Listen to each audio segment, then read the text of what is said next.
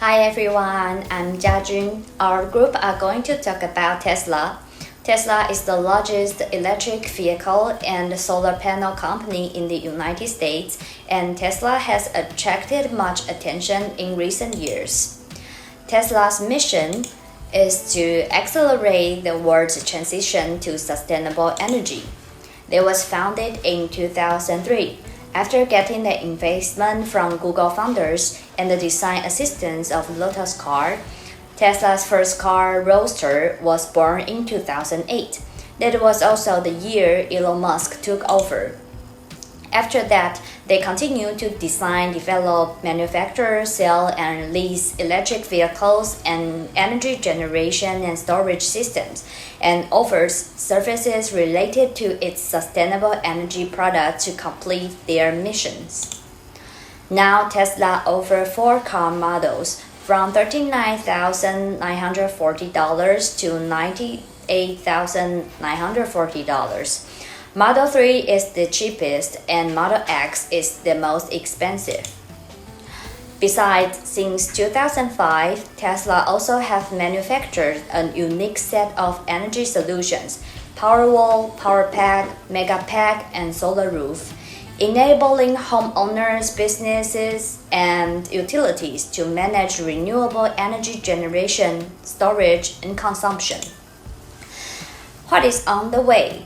Cybertruck and Roadster are both all-electric vehicles, and Tesla Cybertruck is an all-electric, battery-powered light-duty truck, and Roadster is sport car. At present, these two models are expected to be delivered in 2023. Among Tesla's various product lines, we can see that automotive sales are still the main source of profit, so we will focus on the electric vehicles market in our presentation. Hello everyone, I'm Boris. Today I'm going to introduce Elon Musk. What's the connection between Elon Musk and Tesla? When I ask you a question, who will you think with when I say Tesla? Of course, I will say Elon Musk, right? Can you imagine like Tesla without Elon Musk? That would be very, very tough for the Tesla. Few days before, Elon Musk just say to the news, and he said he wants to leave the Tesla. He wants to be a full-time influencer. It can be or not. Of course, I would say he is already a great influencer, not only for the Tesla, but for the world. What he say, what he did affect the world. Okay, so when I googled Elon Musk, there's so many hashtags around him. People think he's eccentric, aggressive, crazy, because some words he speak out, it makes no sense, but actually affect what the people think. And he was the richest guy during some time, and he creates SpaceX. He wants to go to Mars, and he's workaholic. He is into his work, and he doesn't like the people is lazy. But people think about he's not really stable. He is like think about here, think about there. There's no stable logic behind. So let's talk about his background. What's the background about him? So he was born in 1971 in South Africa. He created so many companies. The first one is 1991 when he was very young with his brother is Zip2. So Zip2, SpaceX, even the PayPal, there's so many companies he creates. He wants to throw out these ideas for the public, and actually, indeed, this idea works. So later on, we're gonna talk about what's the specialty, what's the special for the market from Tesla. Tesla's consumers can be divided into two categories: the eco-friendly consumers and the tech-savvy consumers. The first ones are people interested in the protection of the environment, and they see Tesla as the next step toward clean transportation. They want to transfer from fossil fuel vehicles to electric cars to achieve a lower impact on the environment. On the other hand, we have the tech-savvy consumers, who happen to be a majority nowadays Tesla buyers spectrum. According to a survey, they are entry-level luxury buyers. Tesla can be considered a luxury product. In fact, most of their American buyers earn more than $100,000 per year. 85% are men. They are younger than the average luxury car buyer. Like I said before, Tesla nowadays is a luxury product, but it goes beyond that. It is a lifestyle, a way of experiencing the world, the way of living of the future. And this is when we should mention Elon Musk. The CEO of Tesla has become one of the most influential persons of the world. One of Times Magazine 100 most influential people in 2010, 13, 18, and 21, he has imprinted an aura over the brand, which is one of a kind. And this is one of the reasons why Tesla has become a synonym of future and avant-garde, and has granted the brand, and Elon, millions of followers. When it comes to elasticity, we have to analyze both kinds of consumers separately. If we talk about the eco-friendly consumers, they are sensitive to changes in factors such as income. The higher the income, the higher the demand, but also in prices of competitive products such as fossil fuel vehicles. The falling oil prices will make owning one of these cars more affordable. The price of electricity is another factor which impacts in the demand. The higher the cost of it, the less chances to own an electric car.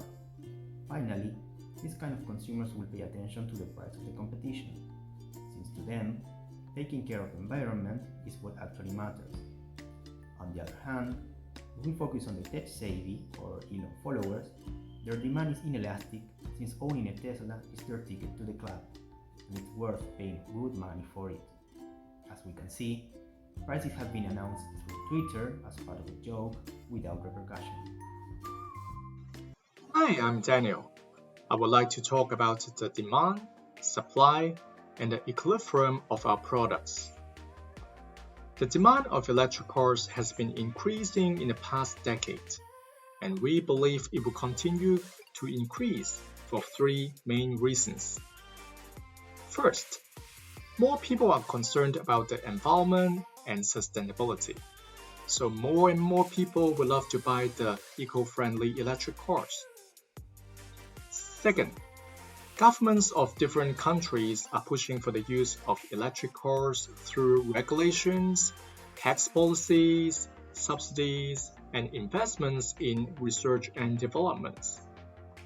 For example, in 2011, the US President Obama set the goal for the US to become the first country to have 1 million electric vehicles on the road by 2015. For this purpose, his administration allocated $2.4 billion in federal grants to support the development of electric cars and batteries. Third, the increase of supporting infrastructure, namely the charging stations, has increased for 4 times in the US during the period 2012 and 2017. This made it easier for the users to charge the cars, and it made the life easiest for them, and that would encourage more people to buy the electric cars. Hi, I'm Daniel. I would like to talk about the demand, supply, and the equilibrium of our products. The demand of electric cars has been increasing in the past decade, and we believe it will continue to increase. There are 3 main reasons for that. First, more and more people are concerned about the environment and sustainability, so more people will love to buy the eco-friendly electric cars. Second, governments of different countries are pushing for the use of electric cars through regulations, tax policies, subsidies, and investments in research and development. For example, in 2011, the US President Obama set the goal for the US to become the first country to have 1 million electric vehicles on the road by 2015. For this purpose, his administration allocated $2.4 billion in federal grants to support the development of electric vehicles and batteries. Third, the increase of supporting infrastructure, namely the charging stations, has increased for around 4 times in the US during the period 2012 and 2017. This made life easier for the electric car owners and encouraged more people to buy electric cars. Now, let's take a look with the supply side. There are two main factors that affect the supply here. First, the marginal cost of production. As you can see from the graph on the left, the price of the batteries, which is the main part of electric vehicles, has dropped significantly during the past decades. And second, as you can see from the graph on the right, the supply of the semiconductor and electric components has been adversely affected during the pandemic due to the limited production and logistic capacities. So how the change of demand and supply I just mentioned would have affected our market equilibrium? Let me talk about that using a demand-supply graph. First, we know the demand has been increasing, so it should push our demand curve to the right. Second, the significant decrease in cost of battery will push our supply curve downwards. Third and last, the shortage of semiconductor will push our supply curve to the left. However, we believe the impact of the decrease of battery cost has a higher impact to the market comparing to the shortage of semiconductors. So we believe that the price should have decreased and the quantity should have increased.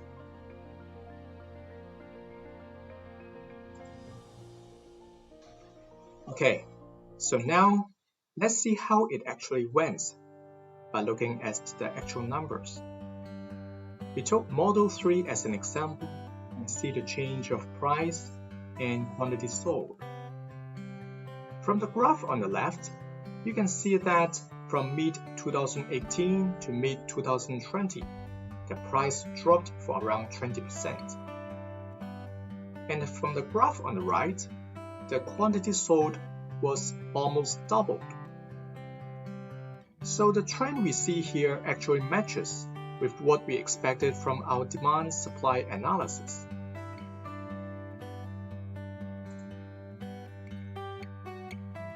Hello, my name is Lisa, and I'm going to share with you the knowledge about electric vehicle market structure and Tesla competitors.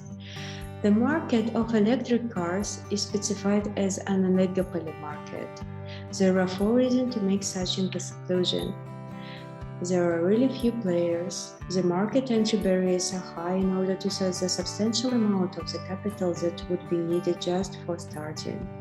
The market has a big number of buyers willing to purchase electric cars. And the last, nobody can deny that prices are higher than those in the perfect competition. The interesting thing about Tesla's position on the market is that Tesla is competing with traditional cars and with EV brands in the same time. Inferior product for a gasoline-powered car is known to be public transport. For EV cars, mass-market traditional vehicle should be a substitute. I am inviting you to the slide about Tesla EV market share. The table contains sales in the second quarter of 2021 of the top 10 electric cars. We can see that 66% of whole market was taken by 4 Tesla cars. The second place was taken by Chevrolet with Chevy Bolt EV. The third place by Ford with Mustang Mach-E. According to the table, the market-leading companies are all well-known brands producing traditional cars. And Tesla is absolute leader of the market. And what about new names in this market? What about 100% EV brands? In the table, we can see the brand and the car starting price. Just to understand what is the possible strategy for competing with Tesla. For example, Lucid Cars is definitely competing in luxury niche, and Smart is trying to provide somehow affordable electric car. So, we distinguish three possible competitive advantages: design and functions, distance without recharging, and price. But what about their chances to beat Tesla in reality in the near future? I think it's not really possible because Tesla is a company who always makes first move. And other brands sound like, comparing to Tesla last model, our price is cheaper for the same set of functions or something. And for the last my part, I prepare the map with brands' perception of EV market, just for visualization the Tesla position on it. Thank you. Hi, I'm Stella. So I'll be talking about Tesla's pricing model first. But before that, I'd like to introduce what is FSD. It stands for Full Self-Driving. So this is a software update provided by Tesla over time. It offers an additional to its basic assistance system. It allows the car to decide more, like navigate on autopilot. And note, Tesla promised this will be delivered fully in the future. On the other hand, Tesla has a huge software advantage over legacy automakers, years ahead of over-the-air update feature and deep learning at scale. They're using billions of miles to train the neural networks. So that's circling back to Tesla's pricing model. We use Model S, for example. Its basic price of the hardware, which is car itself, is around $88,000. But this is not the highest price that customers are willing to pay. Actually, they're willing to pay more. The triangle area we see there under the demand curve is a total benefit, and the pink area is buyer surplus. Tesla provides software, which by the way hasn't fully completed to level 5 for driving automation until today, to take buyer's surplus. And go to the next slide. Did you know where to buy the most expensive Tesla on earth? It's Israel. Another pricing strategy we can see from Tesla is pricing discrimination. Probably the cost is including freight, as Tesla currently operates only 4 fully operational facilities. 3 of them are in the States and the one in China. With CF pricing, actually, the differences in the price between the US and Israel will simply be the result of the different incremental margin percentage and the different marginal cost of supplying the two markets. CF pricing will yield more profit than FOB pricing because this will take account of differences in price, elasticity of demand, and apparently we can see that the elasticity for Israel market and the US are different. Vertical integration refers to a business strategy where a company streamlines its operation by taking ownership in various stages of its production processes rather than sourcing it out from external suppliers. It means Tesla must buy or recreate a part of production and distribution that was previously outsourced. The main advantages of establishing vertical integration in automobile production include greater efficiencies and achieving economies of scale by cost reduction and improved profitability. A typical company's supply chain begins with purchase of raw materials from suppliers such as nickel and copper and ends with the sale of final products such as Model 3 to consumers. Tesla currently owns 4 manufacturing facilities, including 3 gigafactories in California, New York, and Shanghai. These facilities produce certain components that are vital for Tesla's intellectual properties and quality standards, such as battery packs and solar roof.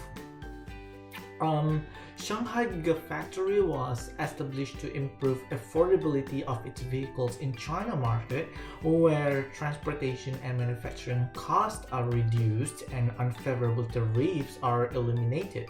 Other gigafactories under construction include each in Berlin and Texas, aimed in achieving cost competitiveness in significant markets. Tesla has mostly vertically integrated its business operation by creating some of vital components to reduce manufacturing costs. Even if Tesla still relies on thousands of automobile components from hundreds of suppliers around the world, Tesla has developed its own product design and engineering besides developing full self-driving technology. Tesla also sells its product directly to customers through company website and physical stores with ease of financing, in addition to after-sales service, including vehicle service centers and supercharger stations. Tesla ended 2020 with $19.4 billion in cash flows from operations, an increase of 208% year on year. Its cash and cash equivalents during 2020 was around $5.9 billion, improving by 146%, and capital expenditure grew similarly at 146% year on year, amounting to $3.2 billion. The benefit of vertical integration can be seen from Tesla's gross margin, where it has improved by 4% year on year from 17% to 21%. Sustained growth has allowed Tesla business to generally fund itself. Tesla caused two positive externalities. The first positive externality brings new benefit to the industry that produce and manage charging facility for electric cars. American consumers who purchase Tesla want to charge their cars at home. The demand for home electric charging system is expected to continually increase, and by 2035, more than 80% of the electric car charging will be done at home. It will bring new profit to companies which produce and install home charging system. This is a positive externality of Tesla electric car purchasing. To resolve externality, Tesla merged a company which is called SolarCity in 2016 and launched the Tesla Energy division. SolarCity is a company that produces solar charging system. It also installed energy storage system for Tesla owners. Currently, Tesla Energy division's overall sales are low, but business performance is gradually taking place as electric car sales increase. The second positive externality is an increase in sale of store near charging station. Tesla electric car require at least 20 minutes of charging even if it uses a dedicated charging station, and considering the waiting time, it will exceed 20 minutes. Drivers spend their money at near restaurant or coffee shop during charging hour, and it causes positive externality on commercial district near charging station. Tesla has a new business model that will take advantage of this externality. Tesla plans to provide a service linking charging station and restaurant. Tesla plans to receive a fee instead of providing a site for restaurant. Thereby, Tesla can resolve externality and gain more profit. Hey guys, I believe all of you know more about Tesla from economic point of view in previous page. So in this chapter, I would like to show you the future, what Musk will bring into our life. So today is the future. Are you guys excited about what future technology can bring into our life? Tesla is not just an EV, but it's a dream come true. So here I would like to introduce you the different level of auto driving so you can start to imagine what future would be like. So there are 6 different levels. Level 0, the driver does all the things. It is boring. But in level 1, ADAS can sometimes assist the human driver, either in steering or accelerating, but not simultaneously. In level 2, ADAS can simultaneously assist the human driver in steering and accelerating, but still the driver has to pay attention. Level 3, ADS can itself perform all aspects of driving tasks under specific circumstances. Driver will be alerted from ADAS to take back control if necessary. In level 4, more excited, ADS can do all the driving tasks in most circumstances, so driver no need to pay attention anymore.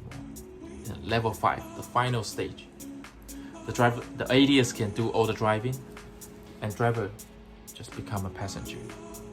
And just for your information, due to the regulation in Taiwan, Tesla can only support to level 2, but actually Tesla has the advanced technology to support to level 3. So cars to human are going to be like personal transportation, and you can enjoy doing everything in your own space. Driving is no longer a tiring stuff. Isn't that exciting and interesting? In this chapter, I would like to encourage all of you to keep dreaming like Musk did.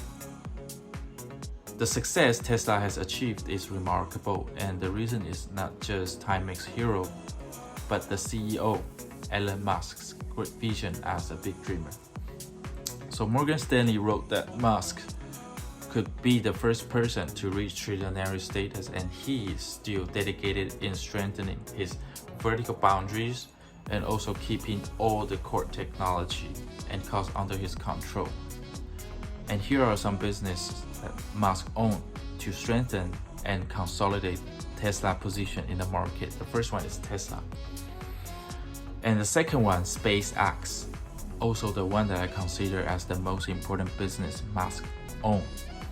It is not just for the immigration plan to Mars, but also it built a low orbit satellite, and what it works is to fulfill and realize Industry 4.0, auto driving, all application that requires 5G high-speed data transportation.